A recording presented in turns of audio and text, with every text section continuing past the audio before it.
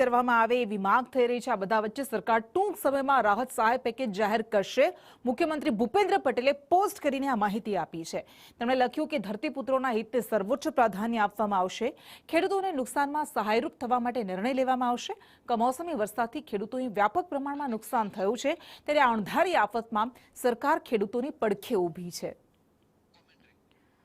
मुख्यमंत्री भूपेन्द्र पटेले social media में आ post करी है। एक तरफ खेडूतो छे के जो मुश्केली में मुकाया है, संकट में मुकाया है, तेओ कही रह्या छे के 100% नुकसान गयुं छे, त्यारे सर्वेरा नाटक बंद करवामां आवे अने अमने तात्कालिक सहाय चूकववामां आवे। केटलाक खेडूतो अने केटलाक आगेवानो एवी पण मांग करी रह्या छे के देवो माफ करवामां आवे। अने आ बधा वच्चे मुख्यमंत्री भूपेन्द्र पटेल तरफथी सोशल मीडिया में पोस्ट कराई छे अने तेमने तात्कालिक सहाय अपाशे एवी खातरी अपाई छे।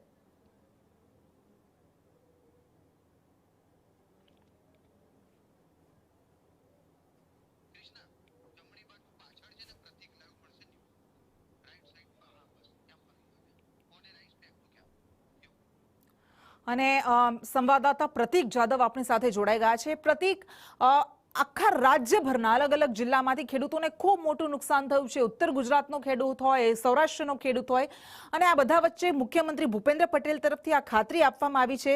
શું આ પોસ્ટ કરાય છે એમાં વધુ શું વિગતો છે? શું એવી ખેડૂતો અપેક્ષા રાખી શકે કે જે નિયમો છે, જે ધારાધોરણો છે, એના ઉપર જઈને પણ સહાય ચૂકવાશે?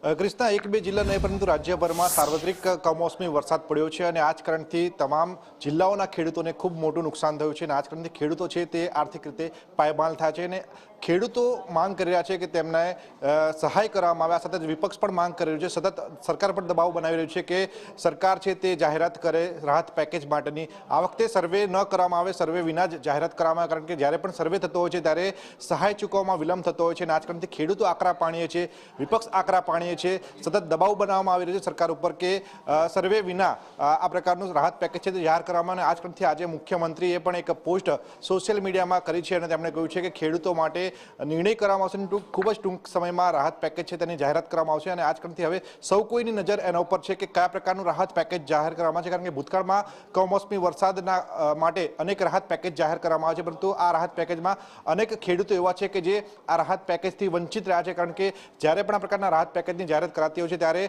સર્વે કરવામાં આવતો છે। કેટલીક વખત સર્વે છે ફક્ત નામનો કરવામાં આવતો છે, જેના કારણે અનેક જિલ્લાઓના 50%થી વધુ ખેડૂતો કે જેમને ખરેખર નુકસાન થયું છે તેવા ખેડૂતો વંચિત રહેતા હોય છે આવી સહાયથી। અને આજ કારણથી હવે એવી માંગ થઈ છે, સાથે જ કેટલાક ગામોમાં એવો વિરોધ પણ કરવામાં છે કે જ્યાં આગળ સર્વે કરવાની ટીમ પહોંચી છે તે ટીમોનો વિરોધ કરવામાં આવે છે, તેમને વિરોધ સર્વે નથી કરાવવા દેવામાં આવ્યો। અને હવે સૌ કોઈની નજર છે કે આ રીતનું જો માહોલ સમગ્ર રાજ્યભરમાં બની રહ્યો છે ત્યારે સરકાર છે તે તમામ ખેડૂતો માટે કોઈ સ્પેશિયલ પેકેજ જાહેર કરે તેવી માંગ ઉઠી છે। અને એવી પણ શક્યતાઓ સેવાઈ રહી છે કે સરકાર છે તે વિશેષ રાહત પેકેજ જાહેર કરશે, જેને લઈને સૌ કોઈની નજર છે કે હવે સરકાર દ્વારા કયા પ્રકારની રાહત પેકેજ